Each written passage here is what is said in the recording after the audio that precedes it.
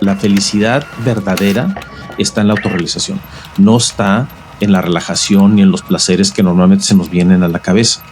Entonces, tanto para la persona como la empresa, el secreto está en encontrar cómo es que mantienes ese nivel óptimo de autorrealización. Pero déjame plantearte algo que todavía un poquito más allá de lo que implica el estado óptimo de autorrealización. Y está centrado en lo que denominamos como la paradoja de autonomía. People and Culture México. El lugar donde inspiramos la creación de líderes y empresas más humanas, diversas y eficientes. Pero sobre todo, más conscientes del poder de la cultura organizacional como pilar fundamental de su estrategia. Yo soy Raquel Castañeda. Yo soy Mau de Barça. Y en este espacio traemos a ustedes al talento de las empresas más exitosas para compartir sus descubrimientos, proyectos, logros y errores al momento de construir culturas únicas de alto desempeño. En este episodio platicamos con un par de invitados, Charlie Solórzano y Pepe Ruiz, ambos de Alder Cotten. Charlie es actualmente Executive Search Consultant y Managing Partner, mientras que Pepe es el actual CEO de la firma. Ambos colaboran a lo largo de diferentes industrias como tech, startups, scale-ups y sectores industrial y de consumo, principalmente enfocados en el talento de roles ejecutivos y transformación digital. Platicamos con ellos acerca de la importancia de comprender la capacidad y habilidad individual para asegurar encontrar el talento indicado para cada función, sin importar el tamaño o etapa de la organización. Además, platicamos de los retos de alinear los objetivos y aspiraciones personales de la gente con los objetivos y metas de las empresas. Te dejamos con la plática. Esta es una producción de Aural. Pepe, Charlie, Mau, buenos días, ¿cómo están? Hola Raquel, buenos días. Ya vienen cafeinados. Gracias por invitarnos, Raquel. Muy contentos de la invitación y de poder platicar algo que hemos venido platicando offline y creo que es bien valioso e interesante que hoy nos abran el espacio para platicarlo con ustedes. Gracias de verdad por estar por acá y nos encantaría empezar, Pepe, Charlie, escuchando un poquito quiénes son. Yo soy Charlie Solórzano, tengo 15 años de reclutamiento ejecutivo. Trabajo mucho con startups, con scale-ups y en tecnología, aunque también pues, he sido muy agnóstico en diferentes momentos en las posiciones que he trabajado. Yo estoy basado en Guadalajara, pero trabajo mucho también en Estados Unidos, San Francisco, Houston, ¿no? Y tengo ya 10 años que recibí la invitación de Pepe para unirme a Alder Cotten y pues desde entonces ha sido un gran lugar donde sigo aprendiendo. Bien, yo le ayudo a Charlie. Hasta ahí con respuesta, eso. Sí, respuesta corta. No, Charlie y yo trabajamos juntos en prácticamente todo lo que escribió en temas de reclutamiento, pero yo creo que recientemente la parte más interesante de lo que hemos hecho es ir más allá del reclutamiento para encontrar realmente cuál es la fórmula para que el reclutamiento sea efectivo. Entonces nos hemos metido a muchos temas relacionados con desarrollo organizacional, las diferentes perspectivas de los drivers de talento que han cambiado muchísimo, especialmente de la pandemia para acá, la evolución de lo que es el trabajo y las nuevas expectativas de lo que todos tenemos del trabajo, tanto empresas como individuos. Entonces creo que esa parte se ha vuelto muy apasionante porque decimos que en el reclutamiento estamos convenciendo a la persona de aceptar una oferta desde la primera conversación, porque este es todo un proceso de llevar la asimilación del cambio de la persona, de entender muy bien si es que va a ser o no va a ser una buena oportunidad. Entonces es un tema súper interesante que nos ha llevado a lo que ha sido una madriguera de conejo tipo Alicia en el País de las Maravillas, donde te empiezas a meter tantito y te das cuenta que la profundidad está tremenda y entre más avanzamos, más nos damos cuenta que apenas vamos empezando. Y me encanta, Pepe, Charlie, que este sea el enfoque que están tomando con las empresas, porque yo que estoy del otro lado, les digo, ¿no? O sea, no podemos hacer un partnership con una empresa de consultoría en reclutamiento y decir nada más, este es el perfil tráiganme a esta persona y que mágicamente aparezca la persona en 30, 60 días, ¿no? Al final es bien importante el input que el consultor de fuera le puede dar a las organizaciones con toda la experiencia que ya trae, con todas las historias de éxito y de terror y de fracaso que ha visto. Decir como, oye, pues detengámonos un momento, déjame entender 3 niveles atrás tu organización, tu contexto, tu historia, para que cualquier búsqueda que podamos hacer sea mucho más exitosa, ¿no? Y de verdad es que siento que empresa de reclutamiento que no tenga ese enfoque, empresa que probablemente no vaya tan lejos, ¿no? O sea, ya esos niveles de partnership y de confianza y de entendimiento tienen que ir mucho más allá para crear no solamente relaciones de largo plazo, pero también para asegurar el éxito de colocar a una persona en una organización, ¿no? Sí. Sabes que yo creo que una de las variables que se han menospreciado muchísimo es que la información se volvió un commodity. Justo el lunes platicaba con alguien que me decía, oye, pero ¿por qué existen si está LinkedIn y todas las fuentes de base y las bases de datos? Y la realidad es que precisamente existimos mejor y más por esa fuente de información que sin la fuente de información, porque es muy fácil tú ahorita que consigas el teléfono, la información de contacto, el currículum de prácticamente cualquier persona. Aquí el chiste está en uno, que existe una relación para poderte poner en contacto. Yo creo que la mayoría de nosotros ya estamos sobrepasados en la cantidad de correos electrónicos, mensajes de texto, WhatsApp que podemos y queremos leer, y realmente sin que exista una relación todo se complica, y esto va tanto del lado de la empresa como del lado de los candidatos. O sea, tener acceso a ciertas empresas, ciertos trabajos. No confíes en que el momento en que simplemente tomes una decisión de mañana voy a empezar a buscar, entonces ya todos los reclutadores me van a empezar a poner atención y me van a pelar. Pues el volumen de información que está fluyendo nos está forzando a ponerle muchísima atención a las relaciones, porque la información ya es pública. O sea, esta labor de reclutamiento, esta labor de conseguir trabajo o de encontrar el mejor talento es relaciones, y si la empresa no está cuidando cómo aborda esas relaciones previo a necesitar talento, si no está cuidando cómo se está presentando en el mercado como un empleador, si no está considerando no solo lo que la empresa necesita para cubrir un puesto, sino cómo va a satisfacer las necesidades de crecimiento de la persona, truena. O sea, ya no hay entre más información tenemos, más nos lleva a que la parte transaccional de reclutamiento por los dos lados se convierta en algo del pasado. Me gustaría conocer su opinión justo de este rabbit hole que comentas. Obviamente es gigante y va a haber 27 temas diferentes, pero ¿por qué es importante echarse clavado en ese rabbit hole? ¿No? ¿Por qué es importante hablar de cultura organizacional antes que cualquier tema de talent development, de atracción de talento, etcétera?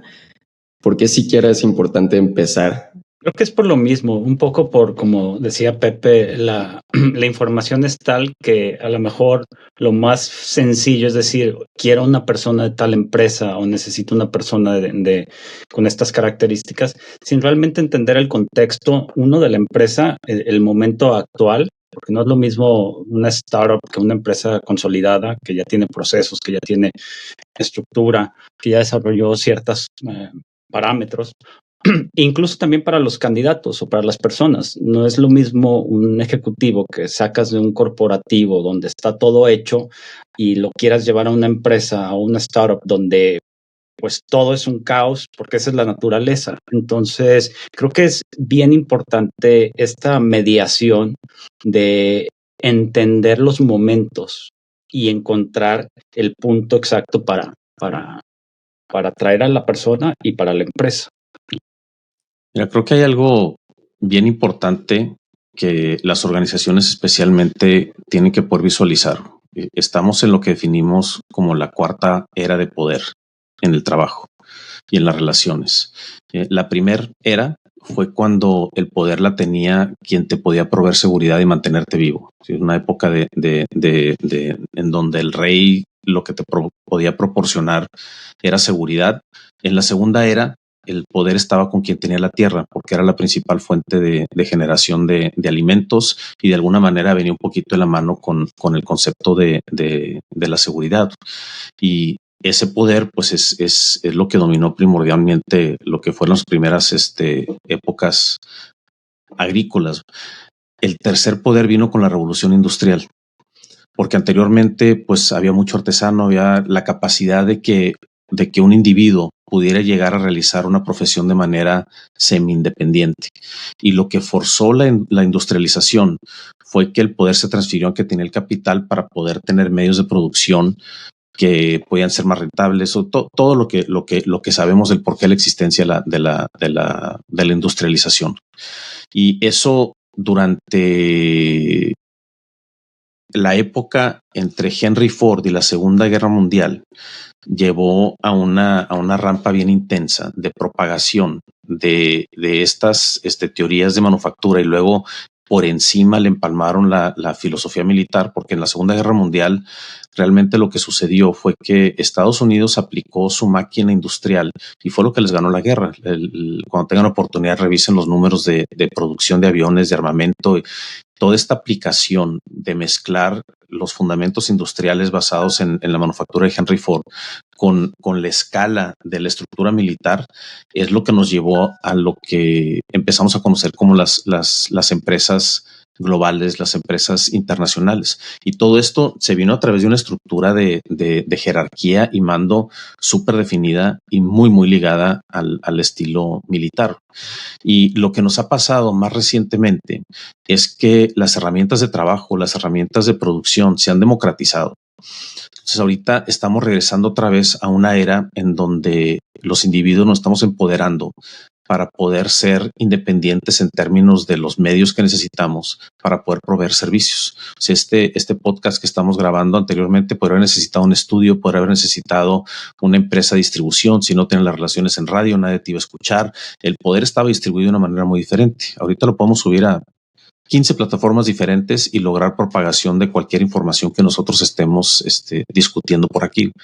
Entonces, ahorita lo que está sucediendo es que muchas empresas están batallando para visualizar y entender que los individuos ya tenemos este poder y siguen tratando de incorporar individuos a una estructura jerárquica de actividades sumamente acotadas que al final terminan repercutiendo en lo que es la propia satisfacción y la autorrealización. Y ahorita nos metemos a esa madriguera porque es todo un tema, Mau, el tema de la autorrealización en esta época.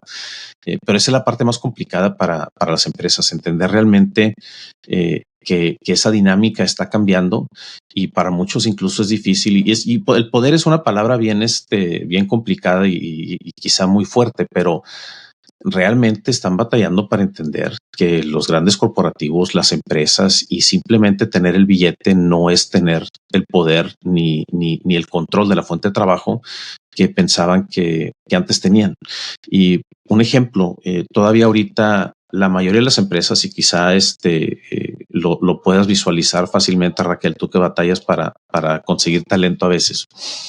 La mayoría de las empresas se están cuestionando y rascando la cabeza preguntándose por qué están batallando tanto para atraer especialmente los niveles más bajos y los profesionistas recién egresados. Pero si comparas lo que son las escalas de sueldo y dónde está su punto de partida, están como 30-40% abajo donde deberían de estar. Y cada vez que suelto este número, alguien me pregunta, no estamos, porque tengo aquí una encuesta y mira, empresa A, B, C, D y E, y todos estamos parejos. Y mi siguiente pregunta siempre deja a las personas pensando, y la mayoría no tienen la respuesta, pero mi pregunta es, en esa tablita, ¿cuánto gana un recién egresado en Uber si decide dedicarse de tiempo completo a manejar?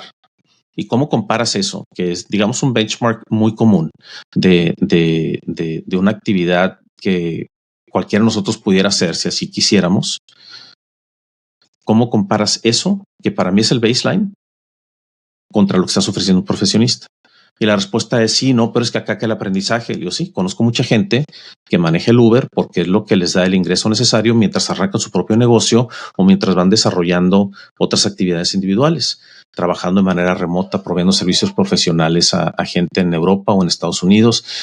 Pero el mundo empresarial apenas está empezando a visualizar este dilema que tienen de que la principal competencia que tienen ya no es la empresa que tiene en un lado, sino esta definición de autoempleo y lo que es el gig economy y lo han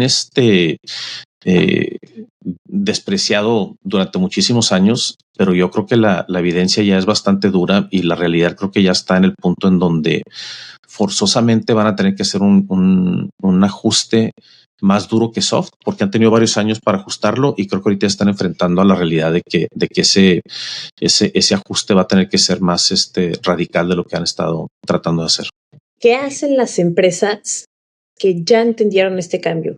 Que hace un par de años se dieron cuenta, estamos entrando a una nueva era, estamos en esta era del conocimiento, de la autonomía.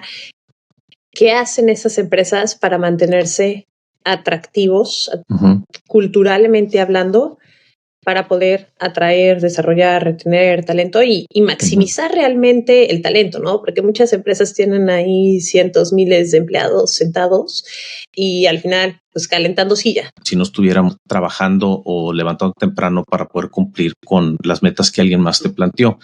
Y si preguntamos esto en una sala de conferencia con 100 personas, todo el mundo empieza a levantar la mano y empieza a escuchar cosas como que yo no estaría en el Camino Santiago, estaría en la playa tomándome un tequila.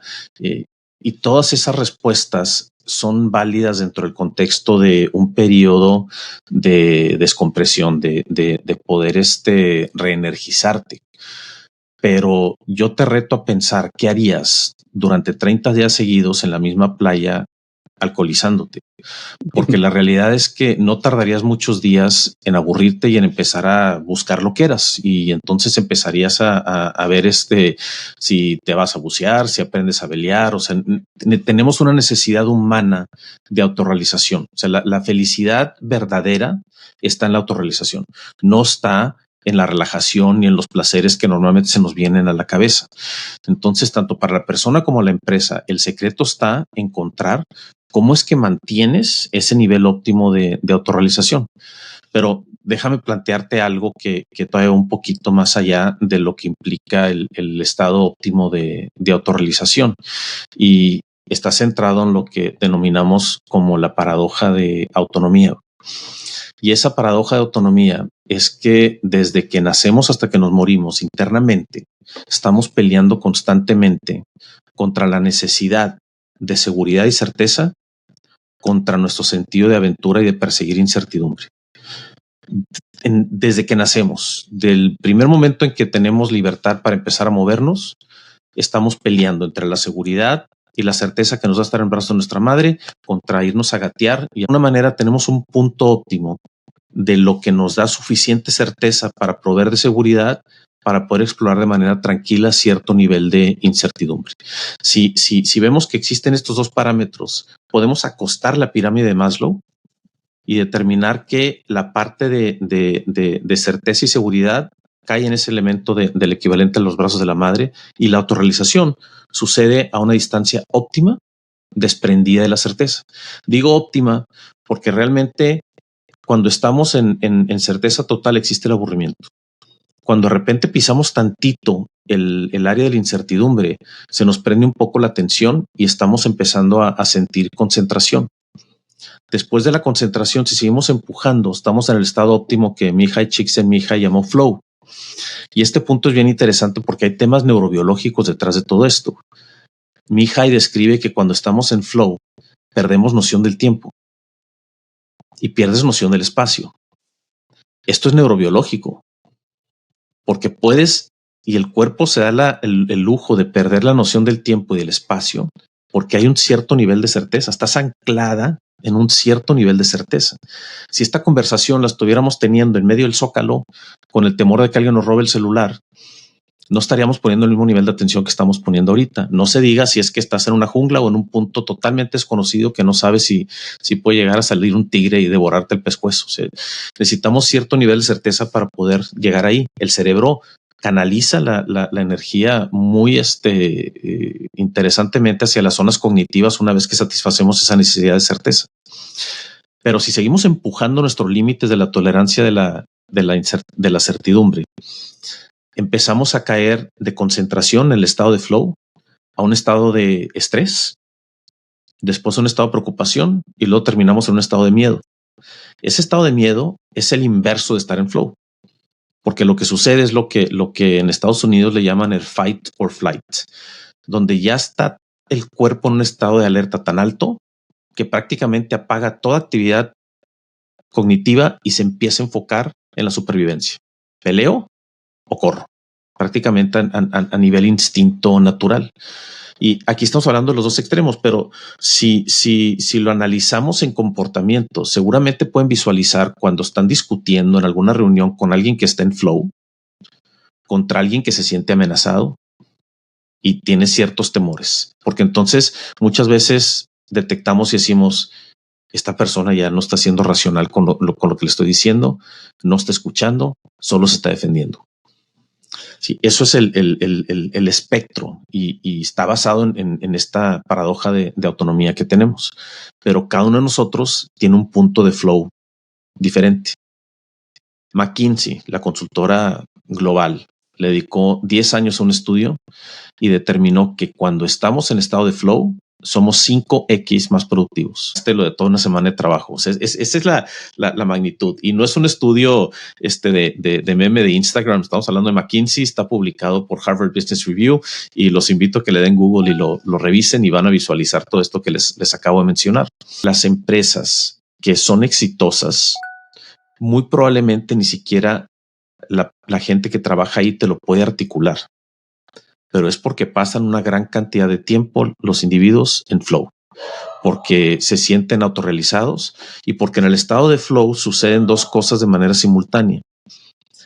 La primera es que como estás en el punto donde estás estirando tu capacidad, que al final el estado de flow es que el reto está alineado con la capacidad. Entonces hay una alineación y se estira poquito, porque si tu capacidad está por debajo del reto, caes en la zona de aburrimiento. Si la capacidad está por encima del reto, te aburres. Si la capacidad está por debajo del reto, el reto te supera y caes en la zona de estrés o preocupación, dependiendo de la magnitud y las consecuencias. Entonces, estar alineado o que el reto esté ligeramente arribita de tu capacidad, te mantiene desarrollándote al máximo y entregando al máximo. Y es el estado ideal, porque la autorrealización se está dando y porque entonces la empresa pues, está logrando un altísimo nivel de desempeño. Entonces, eso es la respuesta. Ahora, el cómo ya es todo un es todo un reto. Claro, y además suena como un trabajo muy artesanal. Suena como algo que no puedes hacer en serie, no puedes diseñar al final al 100% el contexto, los sistemas para que funcione, ¿no? O sea, suena con que tienes que ser mucho más intenso e intencional en cómo creas esas condiciones para que las personas puedan llegar a ese punto de flow, ¿no? Y vamos desde de nuevo, quiénes somos, dónde estamos, a quién necesitamos, cómo elegimos a esa persona para asegurarnos que la estamos poniendo en un reto de acuerdo a sus capacidades, de acuerdo a sus intereses. Y bueno, creo que el reto es poder hacer eso por 100, 1000, 2000, ¿no? Y asegurarnos que cualquier persona que está en posición de decisión dentro de una empresa, pues va a tener ese mismo cuidado y esa misma lupa de que la gente que la gente que está en mi equipo con la que estoy trabajando realmente está teniendo esas condiciones, ese contexto y estar como calibrando muy bien la parte de retos y capacidades, ¿no? Al final el reto está justo en poder diseñar el trabajo de la organización en términos de espacios de autonomía. Porque curiosamente, la mayoría de las veces que nos enfocamos a diseñar una organización, terminamos diseñando en base a funciones, en base a actividades, en base a responsabilidades, no en base a la cadena de autonomía que se genera al momento de estar desplegando cualquier tipo de iniciativa o cualquier tipo de actividad que es necesaria para que la organización pueda realizar sus objetivos. Entonces, el diseño de espacios de autonomía es el building block de la organización que permite que tanto la organización como los individuos estén operando en el estado ideal y logrando la autorrealización. Pepe, ¿podrías explicar un poco más a qué te refieres con espacio? Ya sabía que iba por aquí la pregunta y ya estaba listo. Y ahí va otros 3 pasos Otro hacia hasta otro paso. No, fíjate que aquí yo creo que salimos un poquito porque ya vamos más hacia al tema de sistema que al tema de ambigüedad, porque todo esto es que lo más complicado, fíjate, es que la autorrealización nuevamente es un tema de incertidumbre. Entonces se da en espacios de incertidumbre y ambigüedad. Entonces es bien difícil decir, oye Raquel, te voy a dar aquí unas instrucciones de 10 pasos, síguelas para que logres tu autorrealización. No, la autorrealización viene cuando ya no tienes pasos, cuando tienes un espacio en blanco y entonces ya tienes tu oportunidad de poder tomar decisiones de manera independiente. Entonces hay primero, para contestar tu pregunta, Mau, hay 3 cosas que son necesarias para que el trabajo sea el ideal. Y es híjole, a ver cómo la palabra en español, ayúdenme a traducir meaningful work. ¿Como significado? ¿Significativo? O sea, que tenga impacto, valor, que signifique algo. Con intención, ¿no? Pues es que es una combinación y yo creo que aquí hay varias veces que vamos a tener que insertar términos en inglés, pero bueno, para que caiga dentro de la categoría de meaningful work, lo primero que tenemos que tener es claridad de exactamente qué se espera de nosotros. Y pues, o sea, sin claridad realmente y sin una meta es bien difícil saber si es que vamos a tener éxito o no. Entonces es bien difícil tener autorrealización. Si yo te digo, Mau, oye, ve y corre rápido, pues sí, y luego regresas y oye, ¿corrí rápido?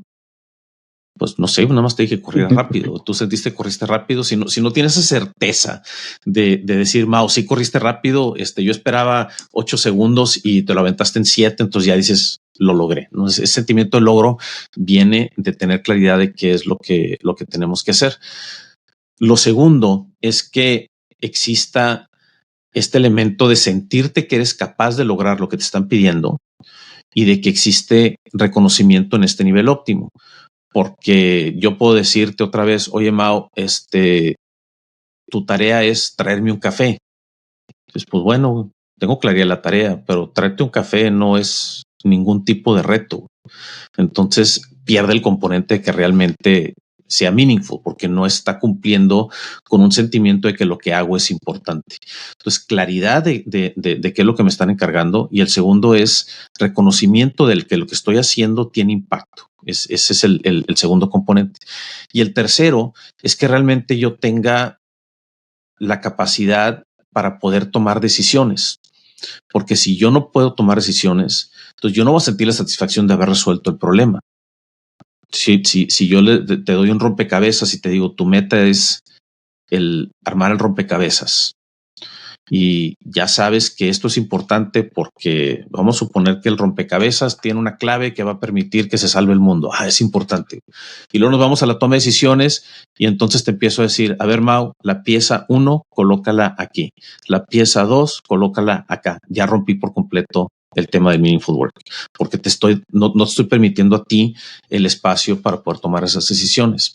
Entonces, el espacio de autonomía se termina definiendo como un triángulo, en donde el primer triángulo está lo que es la tarea y la encomienda que se nos está haciendo. El segundo es la claridad de los límites de nuestras tomas de decisiones, el poder definir claramente estas son las decisiones que puedes tomar.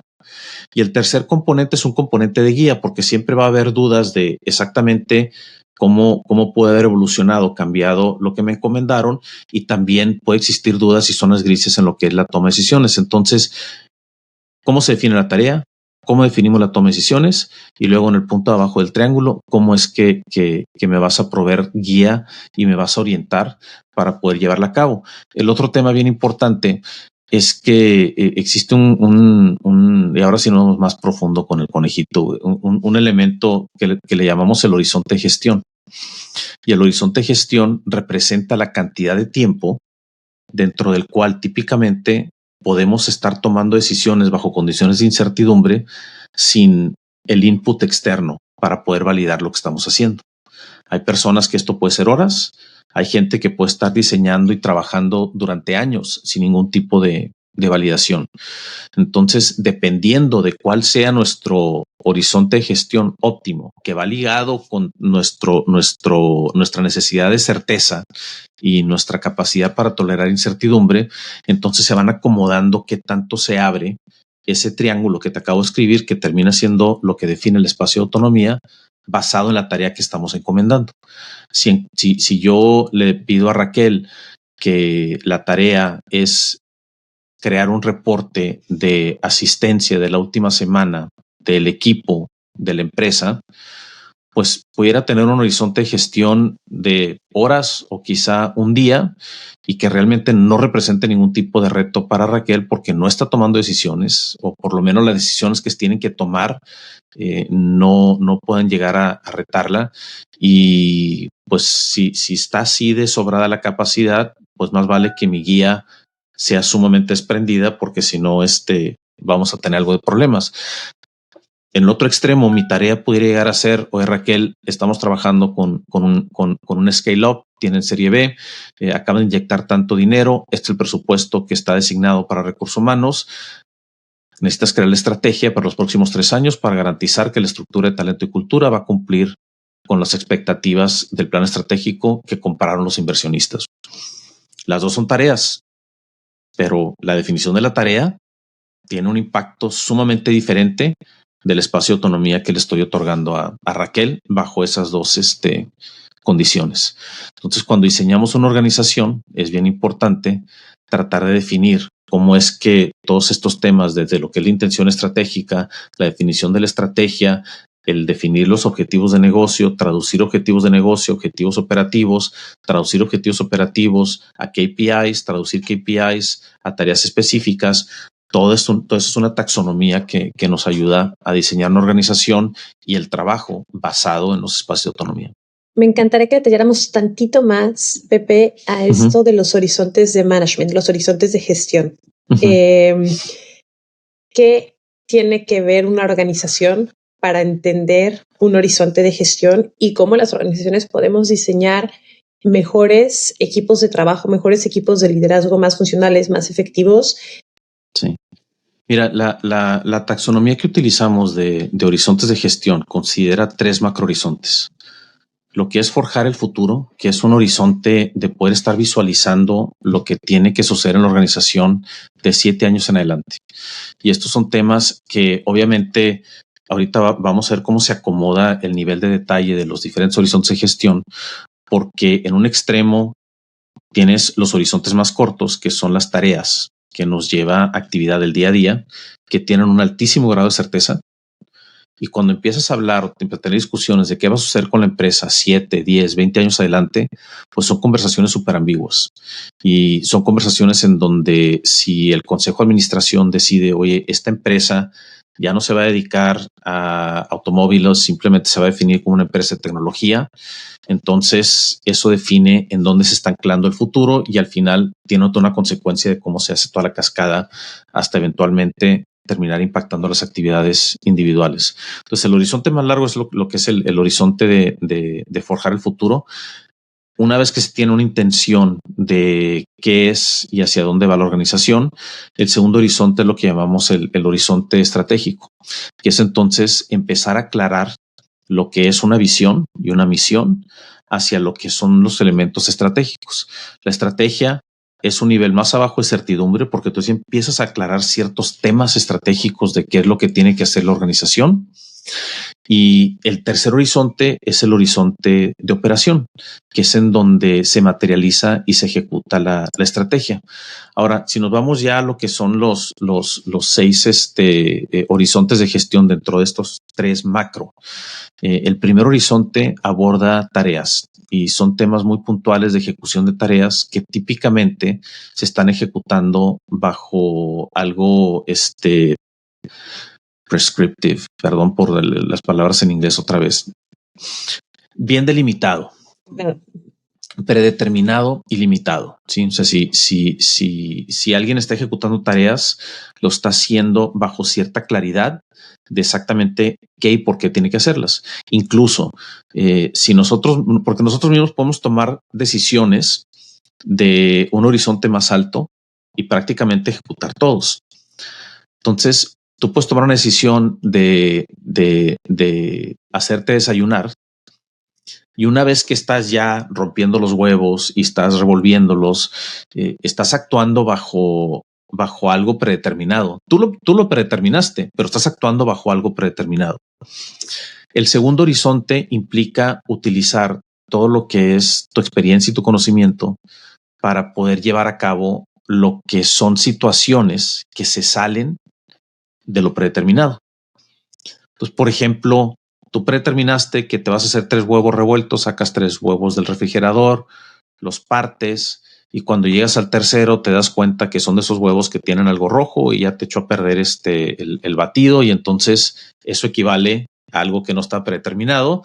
Y a nivel 2, utilizando tu juicio basado en la experiencia previa, pues entonces ya decides si sacas otro huevo o si simplemente extraes la parte que no te gusta con algo. Es una decisión de nivel 2, el poder atender una desviación contra el estándar. Está muy basado en lo que es el conocimiento y la experiencia previa.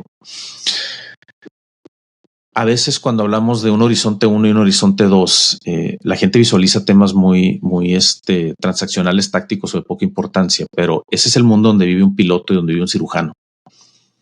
Un cirujano con todos sus años de experiencia y toda la práctica, ese nivel de expertise altísimo, opera dentro de un nivel 1 y 2, tomando ciertas decisiones limitadas, pero realmente tolerando muy poco la incertidumbre. Y esos 2 niveles son los que menos incertidumbre toleran, porque estás actuando sobre temas que de alguna manera están predeterminados y cuando hay variación, utilizas experiencia previa o conocimiento. Muy pocas veces actúan sobre un espacio totalmente en blanco e incierto. El tercer horizonte es el que llamamos el horizonte de escala, porque está basado en sistemas y procesos, y es en donde ya empiezas a visualizar cómo es que las cosas se pueden llevar a cabo de una manera más sistémica. Es lo que muchas veces en organizaciones llamamos el pensamiento sistémico, y eso es lo que te puede llevar a la escala. Ya entonces es seguir una receta, en donde ya alguien documentó claramente cómo es que puedes llegar a lograr un objetivo, y dices, no, sabes que no se me antoja revueltos, o voy a hacer soufflé. ¿Qué tanta experiencia tengo haciendo soufflé? Pues he hecho quizá 1, 2 o quizá ninguno en mi vida. Entonces voy a seguir instrucciones de alguien que determinó que podía hacerse eso de manera de nivel 3, sistémica, que era una receta, y yo voy a seguir las instrucciones. Entonces ese es el nivel 3. El nivel 4 es el que establece la estrategia, que es donde creo que empezamos a plantear cómo es que se traduce la estrategia y los objetivos de negocio hacia lo que son los objetivos operativos. Aquí sucede algo bien curioso, porque lo que pasa del 1 al 3 es que se crea mucha rigidez organizacional, y esto muchas veces es uno de los errores más graves que cometen las organizaciones que están escalando. El pensar que poder escalar es a través de método y sistema, y se crea una rigidez que la energía de la organización se va más a atender método y sistema que a resolver problemas, y te genera una estructura que al final termina siendo contraproducente para lograr los objetivos. Ese es el enemigo de diseñar una organización basada en espacios de autonomía, porque el instinto de meter sistema te lleva a mucho nivel de detalle. Y regresando al ejemplo de las recetas, cualquiera que hayamos seguido recetas, ¿qué es lo que sucede? Hay recetas que es una receta de algo relativamente sencillo, y alguien te puede escribir 3 hojas de cómo hacer huevos revueltos, y te pueden decir la temperatura ideal para el huevo tiene que ser X, Y, Z, y entonces saca un termómetro y mide la temperatura. ¿Y qué dices tú? Sacando un termómetro, saco el sartén, lo pongo al fuego y nada más dime cuántos huevos meterle y dime cuántas cucharadas de azúcar. Y luego te dicen, ahora agrega 3.4 gramos de azúcar. Le voy a poner una cucharada. Lo que sucede ahí es que realmente la rigidez del sistema está realmente, nuestro instinto nos lleva a tomar decisiones en un espacio de incertidumbre y creatividad. ¿Por qué? Porque así lo sentimos. Entonces, el entender realmente cómo es que cada puesto en la organización tiene el horizonte de gestión diseñado, te ayuda a poder generar esos espacios de autonomía. Ahora, una última nota de por qué esto es muy importante. porque realmente lo que nos corresponde en cada nivel organizacional es tomar lo que nos entregan, una cantidad de incertidumbre de este tamaño, y acomodarla al punto ideal de incertidumbre para el siguiente nivel. No resolver, simplemente entender qué cantidad de incertidumbre va a poner en flow a la gente que lo va a ejecutar para poderle entregar esa cantidad de incertidumbre. Eso es el error de liderazgo más grande que existe, porque esto significa que como líderes tenemos que actuar como maestra de primaria, que cuando la maestra nos hacía una pregunta, no es porque la maestra no haya tenido la respuesta, es porque nos está generando cierta emoción y cierta curiosidad de aprendizaje, y todos andábamos levantando la mano ahí bien emocionados queriendo contestar. Eso es lo que tiene que poder generar un líder, aun cuando sabe la respuesta. Y esa es la parte más difícil. Nos enseñaron siempre echarnos para adelante, y en el norte es bien común que la gente diga, tienes que ser echado para adelante, tienes que resolver. Y sí, cuando empezamos estamos empujando hacia que queremos resolver. Y luego de repente como líderes nos dicen, no, ya no te eches para adelante, échate para atrás, porque tienes que permitir que alguien más tenga ese espacio de autonomía, y nos cuesta muchísimo trabajo. Pero eso es parte del secreto del espacio de autonomía, el saber exactamente cuándo detenerte y cuándo dejar de resolver. El horizonte 5 es el de la intención estratégica. Típicamente un director general vive en el horizonte 5, que está abordando periodos de tiempo de 5 a 10 años.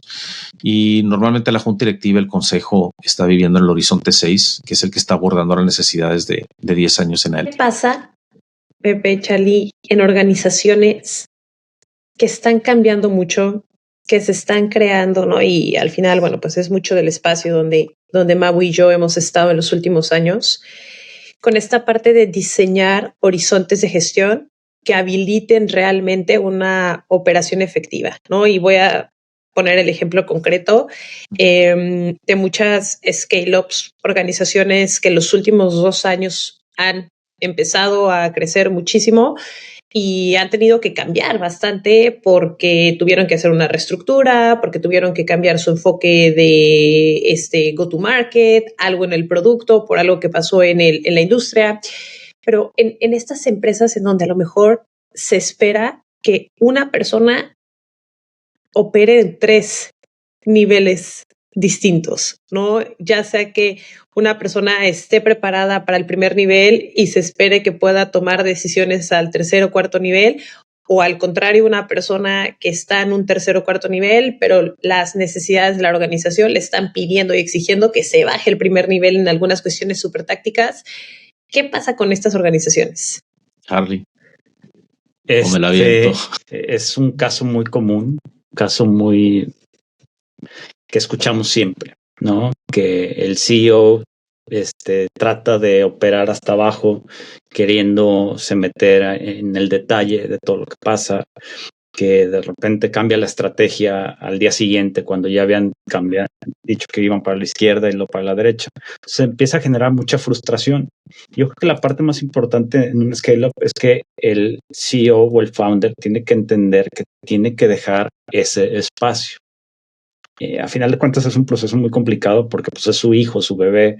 Entonces dejarlo y soltarse y desprenderse es complicado. Creo que eso podría ser, pero es un proceso, yo creo que de autorreconocimiento de la situación y decir, bueno, si voy a traer a tal persona para que programe o cree un algoritmo, yo lo tengo que dejar que trabaje ahí. Yo me tengo que enfocar en qué va a pasar con la siguiente ronda, qué va a pasar con el siguiente levantamiento, con el siguiente producto. Es un tema realmente de poder abordar el balance de certidumbre e incertidumbre del CEO. Quizá el problema más grande es que típicamente el CEO es o su primero o segundo esfuerzo emprendedor. Si es el segundo es porque la mayoría de las veces, porque si hay los CEOs que le llaman el serial entrepreneur, que lleva varios éxitos, pero que eso a mí me dice que si lleva varios éxitos es porque en algún momento salió y tiene un sweet spot de la etapa organizacional en la que es efectivo y un sweet spot en donde no. Entonces la complejidad es el instinto de resolver a nivel detalle porque es más rápido hacerlo yo que delegarlo, contra decir le voy a dedicar tiempo para sistematizar la organización, y entonces se van por nuestros lados que los dos suelen dar un resultado no óptimo, porque sistematizar cometes el error de tratar de meter método y sistema cuando la velocidad de la organización es más rápida de lo que el tiempo para desarrollar el sistema te va a permitir. Tú estás totalmente forzado o forzada a meter espacios de autonomía y poder estar en una posición de delegar toma de decisiones. Y desafortunadamente en ese nivel agresivo de scale-up no tienes otra opción que tener el talento adecuado para que te dé la confianza de poder soltarlo con muy poca definición. O sea, no hay de otra. El conflicto empieza porque típicamente el talento adecuado que puede tomar decisiones con un enfoque tan intenso de resultado y tan poca guía es porque están casi al nivel del CEO en su capacidad y no son baratos. Entonces es una apuesta enorme porque estás trayendo gente para subsidiar la falta de cultura organizacional, la falta de estructura organizacional y la falta de capacidad organizacional. Y aquí es otro tema bien importante a definir, porque normalmente tienes los dos extremos, lo que es todo el capability y el capacity organizacional. Y aquí no hay manera de traducirlo porque en español capacidad se utiliza tanto para capability como para capacity y son dos cosas bien diferentes. El capability es algo que tienes por realizar, pero que podrías hacer bajo las condiciones ideales. El capacity es el ancho de banda que tienes para hacer las cosas. Y entonces, si no tienes capacity, capability y abilities a nivel organizacional, no hay cultura que te permita transmitir eso a nivel organizacional, no te queda de otra que apoyarte directamente en de las personas. Y entonces en un scale-up domina lo que es el capability, el ability y el capacity individual. Por eso a veces es bien común y le preguntas a alguien, oye, ¿y qué haces en el startup? Y se te queda viendo así como que, pues mira, oficialmente mi puesto es Chief Product Officer, pero soy CTO, soy el que prepara el café en la mañana y al final tengo que apagar las luces. O sea, como que es un tema muy amplio, pero todo el mundo se entiende, porque realmente es como un equipo de fútbol donde hay 11 personas y poco a poco te vas acomodando y entendiendo quién puede hacer las cosas bien. Entonces el secreto está en poder construir un equipo que pueda operar y apalancar sus habilidades individuales sin interferir con las de los demás y que pueda existir con muchísima coherencia y armonía. El segundo reto es poder tomar ese equipo y entonces ya poder traducir lo que es capability, ability y capacity individuales a lo que son esos tres en la organización. Porque entonces una vez que son capacidades organizacionales, puedes empezar a dividir el trabajo. Entonces, no sé si se han puesto a pensar en esto, pero una startup de 10 personas o Cargill con 120,000 personas, las dos hacen planeaciones estratégicas a 3 años. ¿Cómo despliegas eso en una startup? Stand-up meeting, ahí tienes a todos. En una organización, si no tienes capability, ability y capacity organizacional, tienes que recorrer todo ese despliegue a través de 100,000. Oye, Pepe, y sí, en ese ejemplo, a lo mejor más early startup, ¿qué tan ingenuo es pensar, como dices, no? O sea, ¿qué haces? No, pues yo hago financial planning, pero pues también hago esto y también hago lo otro. O sea, por un lado es lo que se tiene que hacer, las tareas que se tienen que hacer para que las cosas sucedan. Por otro lado es la capacidad de, a lo mejor es una persona mucho más estratégica o a lo mejor no es una persona que a lo mejor es más junior y todavía no tiene todos esos skills ¿Qué tan ingenuo es pensar, sí, me voy a traer a esta persona súper talentosa que me va a generar la súper estrategia, pero además va a ejecutar en el día a día la talacha y es súper top y lo va a hacer todo? Que muchas veces es lo que se pide, ¿no? O lo que se busca ingenuamente. El error que cometemos, pues sí. Y entonces, ¿qué hago? Me traigo a una cabeza de producto de clase mundial y me voy a traer a alguien de Google o de Facebook. Pues ya no son startups, son macroorganizaciones. O sea, es una especialización tremendamente angosta. Y en un scale-up lo que necesitas son generalistas. Es la típica que de repente te traes a alguien y no se puede ni preparar el café. Y sí, procesan a un nivel muy alto en una especialidad, pero cuando estás en un scale-up y tienes una organización abajo de 100 personas, es más un baile sincronizado que un tema de roles especializados. Y es en donde realmente funciona más un approach de holacracy y de autogestión que de tratar de meter institucionalización. O sea, es el peor error. Es tan complicado meter institucionalización en un scale-up como lo es tratar de meter holacracy en Procter & Gamble. Esas organizacionales tienen peso y es bien importante reconocerlas. Y nada más porque lo visualizamos que está funcionando en otro lado, no significa que va a funcionar en donde estamos. Y insisto, la agilidad de la toma de decisiones, no hay manera que en esa etapa te logres desprender del talento individual. Es lo que es y es lo que tienes que contratar. Pero el error es contratar más por especialización y experiencia en alguna función que simplemente en experiencia basada en la etapa de la organización, y es más importante el fit to scale. Sí. Ahora, ya yéndonos a un tema bien práctico y bien pragmático. Sí, un error que los propios CEOs cometen es que cuando estás en esta etapa de encontrar a los 11 jugadores que van a ayudar con su propio capability, ability, capacity, luego quieres continuar la misma tendencia y estar buscando gente que piensa como tú, como CEO. Pero una vez que ya tienes ese equipo core operando lo que es las necesidades de los próximos 12 a 18 meses, tienes que hacer un switch y dejar de pensar en quién puede visualizar lo que yo quiero visualizar y más bien quién puede aterrizar el detalle para empezar a quitarme las cosas que puedo delegar de manera más. Al principio estás delegando cosas de muy alto nivel porque estás armando tu equipo core que te va a ayudar con el scale-up.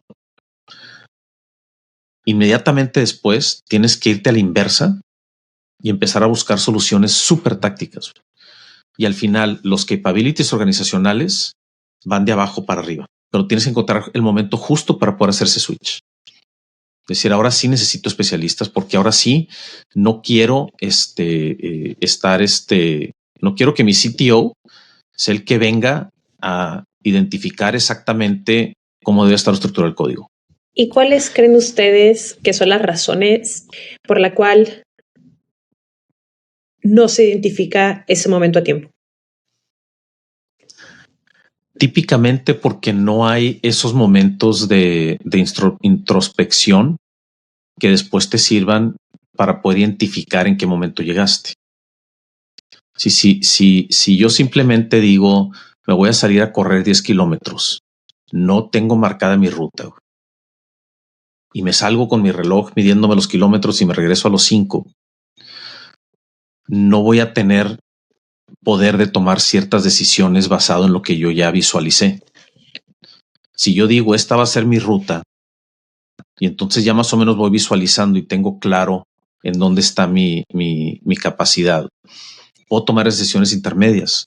Entonces te vuelvo a poner el ejemplo, porque eso es una sesión que es post estrategia. O sea, así como, porque te voy a hacer la pregunta, tienen sesiones de planeación estratégica, ¿verdad? Sí. Sí. Después de una sesión de planeación estratégica, tienen sesiones de cuestionamiento de capability organizacional y capability. No. Eso es lo que sigue. Porque entonces puedes decir, oye, la estrategia la logramos, pero vamos siendo bien francos, partiendo del CEO. ¿En dónde están tus limitaciones para poder lograr esta estrategia? ¿A dónde vas a poder llegar de manera efectiva? Desde ahorita, güey. O sea, si no vamos a salir a nadar de aquí a mar abierto, güey, identifique exactamente en dónde tienes que dar la vuelta, güey, y en dónde vas a tener que pedir ayuda, güey. ¿Hasta dónde vas a llegar? Porque eso es lo que facilita que después ya no seas tú como persona la que tiene que levantar la mano, porque entonces, si tú, Raquel, en esa sesión identificaste, oye, ¿sabes qué? Mi capability está aquí. No esperen que si esto crece a 5,000, 10,000 personas, yo tenga las soluciones. Si me aguantan ponerme creativa del aprendizaje, qué bueno, pero entendiendo claramente hasta dónde puedo llegar. Porque entonces a lo mejor Mau ya puede llegar a decirte, oye, Raquel, ¿te acuerdas? Ya estás aquí. Y entonces ya no es un tema de, oye, ¿quién le dice a Raquel que ya se quedó corta? No, ¿te acuerdas el capability analysis que hicimos y que hacemos año tras año? Raquel, ya estás en amarillo, ahorita estás en rojo. Y no todo, porque esto no significa que, oye, te vamos a correr o simplemente vamos a identificar en ese capability analysis en dónde estás en rojo. Porque si realmente lo tuyo no era un tema de compensaciones, pues quizá lo que tenemos que hacer es ya contratar a un especialista de compensaciones. Y entonces llegó a este punto que les mencionaba. Ya no estamos hablando de, oye, ¿cómo reemplaza a Raquel? Porque es el error. Porque pierdes mucho reemplazando arriba. ¿Cómo empiezas a llenar de abajo para arriba? Y lo que todos tenemos que estar muy conscientes es dentro de ese análisis de capability, decir, oye, de una manera bien transparente, Raquel, ¿en qué momento la organización totalmente quizá desprendió de la realidad? ¿En qué momento de la organización visualizas tú que por el bien tuyo y el de la organización conviene traer un CHRO entre tu posición y el CEO? ¿En qué momento tú ya puedes visualizar de una manera muy, muy introspectiva y sana? Decir, ¿sabes qué? Aquí. Porque yo reconozco que no soy el CHRO de Procter & Gamble. Y que quizá me beneficiaría y me encantaría poder aprender de alguien así. Y qué saludable es que haya esa conciencia, ¿no? En cualquier persona de la organización, en cualquiera de los roles, de saber, oye, pues hasta aquí, digo, puede cambiar y se puede mover y ojalá la organización me siga dotando estos capabilities, pero yo creo que hasta aquí ese sería un punto en donde ya no me sentiría cómoda y con esa claridad tener el siguiente paso, ¿no? Pero creo que es un tema de autoconciencia, o sea, como un self-awareness súper, súper fuerte de decir hasta dónde, como tú dices, por mi bien y por el bien de la organización, ya estamos bien acá. Sí, pero ese componente de hacer un capability analysis y no es nada complejo. O sea, todos sabemos, simplemente dedicarnos el tiempo de decir, oye, esta semana vamos a hacer una semana al año, pero esta semana le vamos a dedicar 3 horas a hacer un capability analysis de la función de producto, de la función de tecnología, de la función de recursos humanos, muy creativo, muy a largo plazo. Vamos haciendo un mapa de decisiones, vamos creando diferentes escenarios, pero más o menos donde visualizamos que está la restricción futura basado en la estrategia. Tampoco es algo así totalmente, pero si discutimos de manera agresiva y profunda la estrategia y decimos que gente es el pilar de la organización, ¿por qué no estás teniendo esta conversación más abierta de exactamente hasta dónde va a poder cargarte tu gente con la estrategia que te estás planteando? Charlie, te interrumpí. No, iba a acotar que no necesariamente tiene que ver con la compensación, porque también uno a veces dice, es que quiero ser el CHRO porque esto significa más dinero, pero puede ser muy productivo y te puede ir muy bien estando en flow en donde eres capaz. O sea, es bien importante aclarar eso, porque muchas veces creemos que porque nos van a llevar al siguiente nivel, todo va a estar perfecto, ¿no? Y en el caso, quizás volviendo al tema del cirujano, el cirujano puede tener el feedback constante y no por eso, porque está en el nivel 1 o 2, necesariamente tiene que sufrir por el tema de compensación. Entonces, sí es un self-awareness muy complicado, o sea, la introspección cuesta, pero es algo bien valioso. y que a final de cuentas te va a ayudar. O sea, a lo mejor puedes terminar identificando que Mao o él mismo puede decir, es que yo siempre quiero estar en una scale-up, en una etapa entre A y B, y ahí puedes encontrar tu nicho y ahí ser feliz y puedes aportar mucho valor. Y a lo mejor dices, bueno, pues ya salí de esta y ahora voy a la siguiente que esté en la misma etapa, porque ya sabes cómo hacerle y ya tienes certeza de más o menos cómo operar, ¿no? Y lo que sí es incuestionable es que el mejor momento para tener las conversaciones difíciles es cuando no tienes una decisión encima. Porque en situaciones hipotéticas las amenazas disminuyen y la guardia se baja. Nuevamente, regresando al punto donde empezamos la conversación, que es este tema de nuestra tolerancia a la incertidumbre y el punto entre estar en flow y estar en una situación de fight or flight. Cuando es una decisión inmediata, te brincas a fight or flight, no estás pensando en realmente de manera introspectiva qué vas a lograr o qué puedes lograr tú, ya estás pensando en qué me va a pasar si pierdo el trabajo. Entonces es bien importante poderlo hacer de manera anticipada para que al momento de que suceda ya hayas tenido tú ciertos escenarios, porque también la otra parte es que no podemos ignorar que así como la organización tiene ciertos requerimientos y tiene ciertas tendencias, como individuos también los tenemos, y como individuos creo que muy poca gente todavía se visualiza prácticamente 20 años en la misma organización y de alguna manera todos tenemos nuestros triggers en donde decimos, ¿sabes qué? Cuando esto suceda, yo voy a empezar a mandar currículos. Lo que estoy entendiendo y la receta fácil y sencilla para recapitular un poco es tener la capacidad de identificar las capacidades, los skills de cada persona, en qué función se encuentran en la organización y además en qué contexto está la organización de etapa de vida, ¿no? Y ya con eso todo sencillo y rápido, la sacamos del parque. Que fuera sencillo y rápido, pero sí, vamos a decir que sí. Vamos a decir que sí. Y el trato personal de las personas, ¿no? Porque también ese es un factor importante. Entonces, alineando esas 4 cosas, ya podemos cerrar y ya dar por terminado. La fórmula súper sencilla, Mau. Ahí está. Ya con eso. Haberlo hecho antes. No, pero creo que al final, Pepe, Charlie, definitivamente no es una fórmula sencilla, pero también, como decían, no hay que reinventar la rueda en tomarse el tiempo, ¿no? De tener estas sesiones, estas conversaciones difíciles, el tener la intención y la atención de hacer un assessment, decir dónde estamos parados, es que se le tenga que pagar a una consultoría $100,000 para que venga cada año a hacerle y quitarle 35 horas a los ejecutivos de la organización, ¿no? Es un tema de diseño, ¿no? Uh-huh. De verdad, de diseñarlo, de tener conciencia del impacto, del valor, de tratar de buscar el flow para las personas con las condiciones que como empresa tenemos y entender el retorno de eso, porque al final no es solamente un tema de gente, es un tema de organización, de negocio y de dónde generamos un potencial 5X con el trabajo de una persona versus tenerla en una esquina con miedo. Oigan, y si pudieran cambiar una sola cosa de cómo las organizaciones trabajan, operan, ¿qué sería? Solo una. Yo diría apertura a escuchar. Creo que eso es bien importante. Y reflexión o introspección.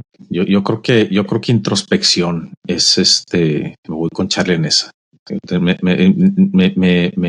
Me iba a ir por un tema relacionado con tener claridad de lo que implica la autonomía para cada quien y cómo es que se conecta, pero eso implica mucha retrospección.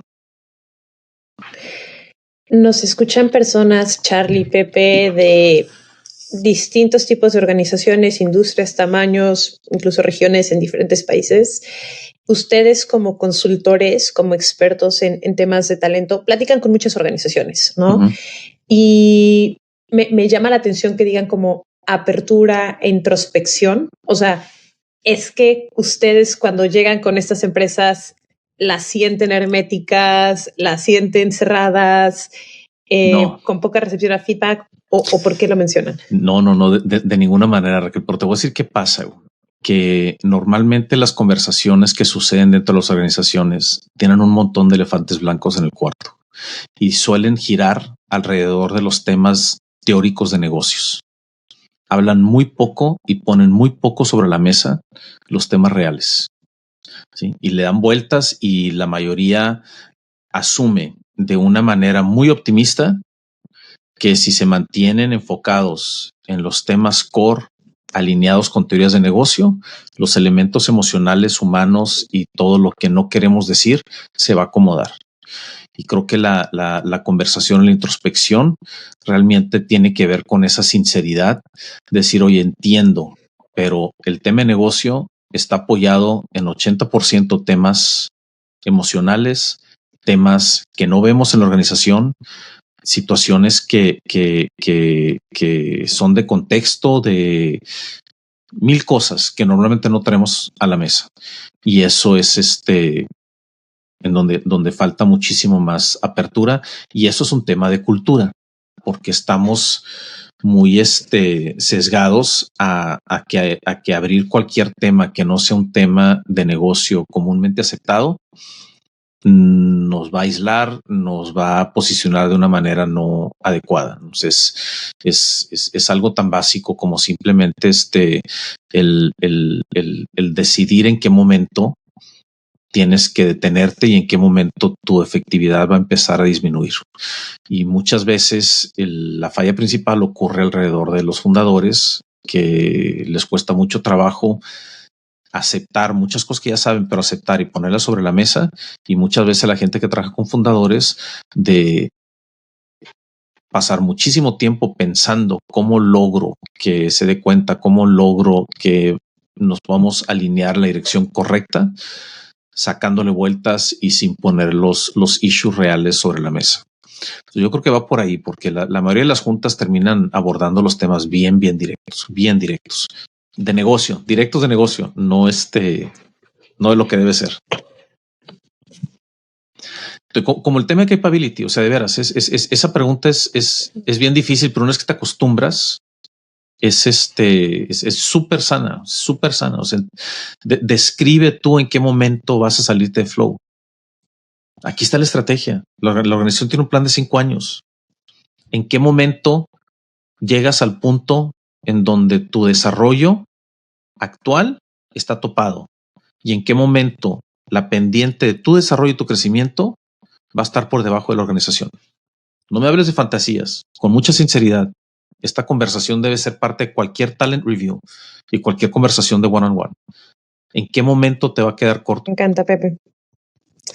Oigan, pues creo que vamos a ir cerrando por acá la conversación. De verdad, gracias por la plática. Muchísimas gracias por acompañarnos. Estuvo súper interesante. Me llevó muchas reflexiones y mucho aprendizaje, como siempre. Mucha introspección. Gracias por invitarnos, Mau y Raquel. Comparte este podcast y ayúdanos a crear culturas únicas y empresas más humanas. Búscanos en todas las redes sociales como People and Culture México y no olvides seguirnos. Esta es una producción de Aural.